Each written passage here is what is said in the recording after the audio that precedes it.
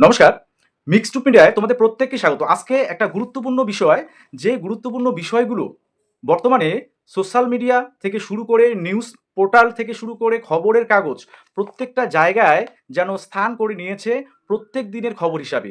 সেটা হচ্ছে ২০১১ সাল এবং তার পরবর্তী সময়ের যে রিক্রুটমেন্ট প্রসেস বা যেকোনো বিষয়, সেগুলো যেমন ২০১১ পরবর্তী সময়ে যত ধরনের নিয়োগ রয়েছে বা যারা চাকরি করে ২০১১ সালের পরে পেয়েছে, সমস্ত চাকরি কি সংকটের মুখে? সেক্ষেত্রে ৩২,০০০ প্রাইমারি কেস, তার সুপ্রিম কোর্টের কি আপডেট বর্তমানের আছে? রাজ্য সরকারের কি অবস্থান হতে পারে? এসসি, এসটি, ওবিসি ২০১১ পরবর্তী সময়ে যে ৭৭ টি জনগোষ্ঠীকে ওবিসি কে যে আওতায় আনা হয়েছিল, তাদের কি পরিস্থিতি? বা এসসি, এসটি, ওবিসির যে রিভেরিফিকেশনের নোটিফিকেশন, আ এই বিষয়গুলো এখন কিন্তু নিত্যদিনের চর্চা হয়ে দাঁড়াচ্ছে। তো তাহলে এগুলোর শেষ পরিণতি কি হতে চলেছে? চাকরি কি বাতিল হবে? বা যদি বাতিল না হয় সবার, তাহলে কাদের থাকার সম্ভাবনা থাকছে?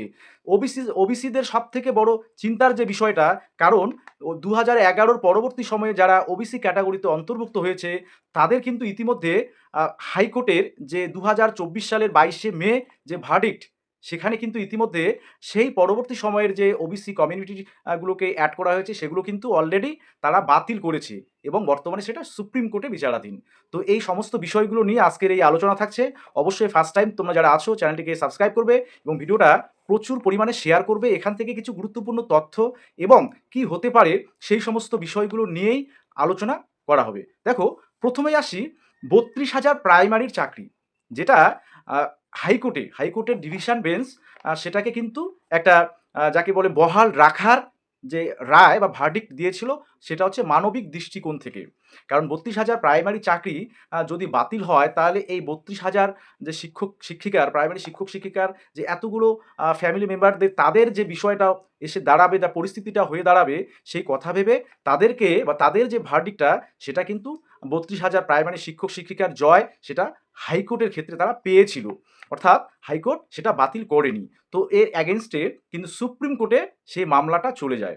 এবার সুপ্রিম কোর্টে রাজ্য সরকারের কি ভূমিকা থাকতে পারে?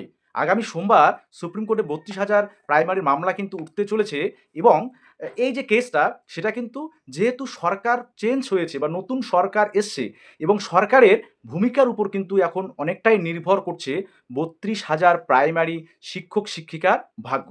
কারণ যদি সরকার বলে যে ৩২,০০০ যে এই যে শিক্ষক-শিক্ষিকা প্রাথমিকের, তারা যদি মানবিক দৃষ্টিকোণ থেকে ছাড় পায়, তাহলে ২৬,০০০ শিক্ষক-শিক্ষিকা, যাদের মধ্যে অনেকেই আনটেন্টেড ছিল, যাদের সমস্ত নথিপত্র এখনো রয়েছে, যে জায়গায় দাঁড়িয়ে প্রাথমিকের ৩২,০০০ এর কোনো কিন্তু ওএমআর শিট থেকে শুরু করে কিছু কিন্তু নেই, শুধুমাত্র কম্পিউটারাইজড ডাটা রয়েছে।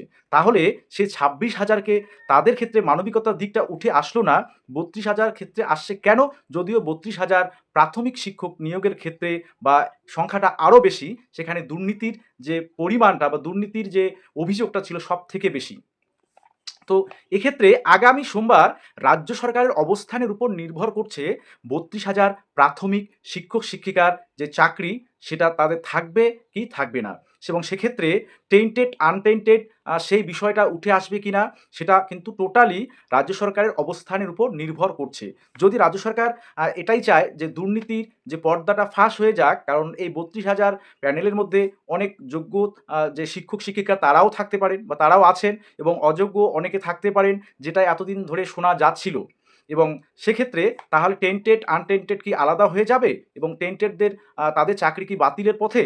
পাশাপাশি এসসি, এসটি, ওবিসি যে রিভেরিফিকেশনের যে বিষয়টা, সেটা স্পষ্ট আমি বলেছিলাম যে এই যে ভেরিফিকেশন, অর্থাৎ এটাও ২০১১ পরবর্তী সময়ে যাদের সার্টিফিকেটগুলো ইস্যু করা হয়েছে, সেটা ফার্স্ট জেনারেশন হতে পারে বা সেকেন্ড জেনারেশন হতে পারে, সেটা রিভেরিফিকেশন হবে। সেটা অফিসিয়ালি হবে। যদি সেখানে যে এই যে সার্টিফিকেট হোল্ডারদের কোনো কিছু করার থাকে, তাহলে সেটা কিন্তু ব্যাকওয়ার্ড ক্লাস ডিপার্টমেন্টের অফিসিয়াল ওয়েবসাইটে সেটা দিয়ে দেওয়া হবে। ঠিক আছে? এবার রিভেরিফিকেশন মানে সার্টিফিকেট, সেই ক্যান্ডিডেটরা বা সেই সার্টিফিকেট হোল্ডার, যাদের সার্টিফিকেট ইস্যু করা হয়েছে, তারা আদৌ যোগ্য পা এই যে সার্টিফিকেট পাওয়ার, যদি এসসি ক্যান্ডিডেট হয়, আদৌ সে এসসি ক্যাটাগরি অন্তর্ভুক্ত আছে কি নেই, বা তার সাবকাস্ট যেটা সেটা এসসিতে আছে কি নেই, বা ওবিসির ক্ষেত্রে তারা ওবিসি ক্যাটাগরিতে আদৌ আছে কি নেই। হ্যাঁ, এবার এসটির ক্ষেত্রেও আমরা দেখেছি নানান ধরনের যে অভিযোগ দেখেছি যে অনেক ক্ষেত্রে অনেকেই ভুয়ো সার্টিফিকেট তৈরি করছে বা ভুয়ো সার্টিফিকেট পেয়ে যাচ্ছে, এরকমটাও কিন্তু অভিযোগ অনেক সময় অনেক ক্ষেত্রে দেখা দিয়েছে। সেক্ষেত্রে সেজন্য রিভেরিফিকেশান মানে সেখানে নতুন করে আবার সেটা ভেরিফাই হবে, সেটা এসডিও স্তরে হোক বা যে ইস্যুইং অথরিটি যারা রয়েছেন তারা ভেরিফাই করবেন। এবং যাদের দেখা যাবে যে যারা যোগ্য নয় বা যাদেরকে ভুল করে বা যাদেরকে অবৈধ উপায়ে সার্টিফিকেট প্রদান করা হয়েছে বা যারা অবৈধ উপায়ে সার্টিফিকেট পেয়েছে, তাদেরগুলো কিন্তু বাতিল হবে এবং তাদের বিরুদ্ধে আইনি পদক্ষেপ নেওয়া হবে। আচ্ছা, সেক্ষেত্রে সবথেকে সমস্যায় পড়ে যাচ্ছে ওবিসি ক্যাটাগরি ক্যান্ডিডেটরা। কারণ ওবিসি ক্যাটাগরির যে লাস্ট অর্থাৎ 2011 পরবর্তী সময়ে টোটাল 77টা যে কমিউনিটি তাদেরকে ওবিসির আওতায় নিয়ে আসা হয়েছিল এবং ওবিসিটাকে দুটো পার্টে অর্থাৎ এ এবং বি দুটো পার্টে ডিভাইড করে দিয়ে 10% আর 7%, টোটাল 17% সংরক্ষণ যেটা ছিল, সেখানে 77টা যে জনগোষ্ঠীকে অন্তর্ভুক্ত করা হয়েছিল, হাইকোর্টের ডিভিশন বেঞ্চ সেটা কিন্তু পুরোপুরি অবৈধ বা ইললিগাল বলেছে। সেই 77টি জনগোষ্ঠী তারা ওবিসি তাদের যে সার্টিফিকেট ইনভ্যালিড বলেছিল, সেখানে প্রায় মোটামুটি ধরে নেওয়া যেতে গেলে 4 থেকে 5 লক্ষ মতো ক্যান্ডিডেট রয়েছে বা সার্টিফিকেট হোল্ডার রয়েছে যাদের সার্টিফিকেটটা হাইকোর্টের মতে ইনভ্যালিড, এবং সেটা কিন্তু পরবর্তীতে রাজ্য সরকার সুপ্রিম কোর্টে গিয়েছিল। এবং যেহেতু এখন সরকার পরিবর্তন হয়েছে, নতুন সরকার ইতিমধ্যেই কিন্তু সেই ওবিসি কেস থেকে নিজেদেরকে যে অব্যাহতি নেওয়া বা সেই কেস থেকে সরে দাঁড়ানো এবং সেই কেসের দ্রুত শুনানির জন্য আবেদন কিন্তু করা হয়েছে, এমনটাই কিন্তু সংবাদপত্রের যে কলাম থেকে সেটা জানা গেছে।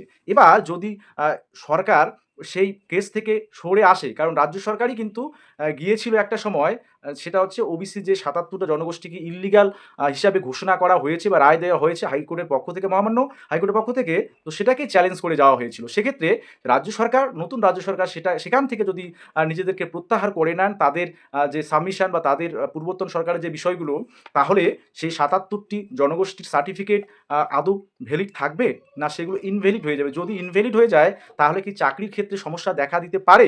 সেক্ষেত্রে হাইকোর্টের একটা আদেশনামায় বলা ছিল যে 2024 22 মে যে ভার্ডিক্টটা হয়েছিল ওবিসির, সেখানে যে টোটাল যারা মোট কথা চাকরি প্রার্থী বা চাকরি করেছিল বা সেই সার্টিফিকেট ব্যবহার করে তারা সরকারি চাকরি পেয়েছিল, তাদের উপর কোনো প্রভাব পড়বে না, এই বিষয়টা কিন্তু তারা বলেছিলেন মহামান্য হাইকোর্টের নির্দেশনামা যেটা ছিল। কিন্তু পরবর্তী সময়ে যে রিক্রুটমেন্টগুলো হলো বা বর্তমানে যেগুলো এসএসসি থেকে শুরু করে অন্যান্য রিক্রুটমেন্টগুলো চলছে, তো এই রিক্রুটমেন্টগুলোর ক্ষেত্রে তাহলে কি হবে? কারণ সেই 25-এ অনেক রিক্রুটমেন্ট হয়েছে, তো সেক্ষেত্রে সেই রিক্রুটমেন্ট সেই ইললিগাল সার্টিফিকেট যদি সেগুলো হয়, তাহলে সেই ইললিগাল সার্টিফিকেট দিয়ে যারা 2000 এই যে ভার্ডিক্টের পরবর্তী সময়ে যারা চাকরি পেয়েছে, তাদের চাকরি কি একটা সংকটের মুখে পড়তে চলেছে? সেটা নিয়েও কিন্তু বিস্তর জলঘোলা চলছে। অনেকের অনেক কিছু মতামত থাকতে পারে। তো এই বিষয়টা দেখো একটা উদ্বেগজনক পরিস্থিতি তো অবশ্যই। আদৌ কী হবে সেটা সরকার পক্ষ এবং মহামান্য সুপ্রিম কোর্ট ওনারা যে আদেশ দেবেন, সেটাই কিন্তু মহামান্য সুপ্রিম কোর্টে যে আদেশ থাকবে সেটাই মেনে নিতে হবে। পরবর্তীতে এবার 2011 সালের তাহলে পরের 11 সালের পরের যত রিক্রুটমেন্ট আছে সবগুলোতেই কিন্তু একটা দুর্নীতির অভিযোগ উঠে আসছে। সেটা পুরসভা থেকে শুরু করে প্রাথমিক শিক্ষক নিয়োগ দুর্নীতি, আপার প্রাইমারি শিক্ষক নিয়োগ দুর্নীতি, সেখান থেকে শুরু করে এসএলএসটি 2016, সমস্ত কিছুই কিন্তু একটা অন্যরকম সিচুয়েশনের মধ্যে আছে। অলরেডি 26,000 কিন্তু তাদের চাকরি হারিয়েছে, যদিও সেখানে অনেক টেন্টেড ক্যান্ডিডেটের পাশাপাশি প্রচুর আনটেন্টেড ক্যান্ডিডেট আছে এবং তাদের সমস্ত ওএমআর শিট ইতিমধ্যে কিন্তু নতুন সরকার পাবলিশ করেছে এবং তাদের পুনর্বহালের একটা দাবি উঠছে জোরালোভাবে। এবার এই যে 32,000-এর বিষয়টা, সেটা আগামী সোমবার সেই বিষয়ে সরকার পক্ষের অবস্থান দেখে কিন্তু বোঝা যাবে যে 32,000 প্রাথমিকের শিক্ষক নিয়োগের যে টোটাল যে তালিকাটা বা 32,000 প্রাইমারি শিক্ষক শিক্ষিকার ভাগ্য নির্ধারণ বা তার যে পূর্বাভাস, সেটা আমরা কিন্তু আগামী সোমবারেই পেয়ে যাব। কারণ সোমবারে মহামান্য সুপ্রিম কোর্টে এই যে 32,000 প্রাথমিকের মামলা, সেটা কিন্তু লিস্টেড আছে। এবার এসসি এসটি ওবিসি এগুলো তো বলা হয়ে গেল যে যদি কারো কোনো অবৈধ উপায়ে কেউ সার্টিফিকেট পায়নি, তারা অরিজিনালি দেখা গেল সে এসসি ক্যাটাগরির অন্তর্ভুক্ত, তাহলে তাদের কোনো সমস্যা নেই।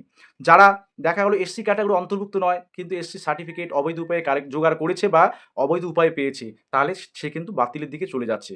এসটির ক্ষেত্রেও একই, যারা মোট কথা এসসি এসটি ওবিসি, যারা বৈধ এসসি এসটি ওবিসি, তাদের কোনো ধরনের কোনো সমস্যা হবে না।